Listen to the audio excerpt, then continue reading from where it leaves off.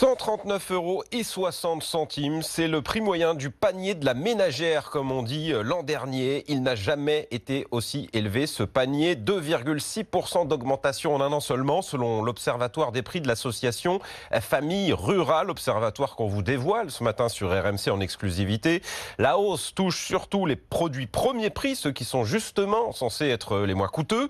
Et c'est surtout le cas dans les enseignes hard discount, ce qui impacte évidemment les ménages les plus modeste. Illustration ce matin dans le Val-de-Marne, Juliette Pietraszewski avec Caroline Philippe.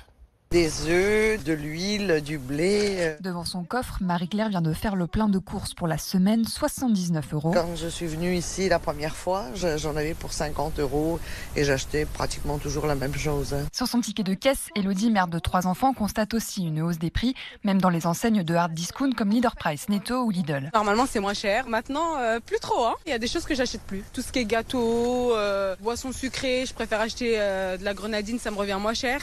Je pense que ça augmente beaucoup en gamme. C'est pour ça que ça augmente aussi, parce que la qualité elle est top, donc plus il y a de la qualité, plus c'est cher après. Cette montée en gamme correspond à un repositionnement stratégique selon Romain Girard de l'association de consommateurs Famille Rurale. Ce sont des stratégies d'enseigne qui se développent pour donc les personnes cherchant les prix les plus bas. Ce ne sont pas forcément dans les hard discounts qui les trouveront, mais dans les hyper et supermarchés. Cette hausse des prix concerne toutes les enseignes dans lesquelles les premiers prix ont augmenté de 7% selon l'association.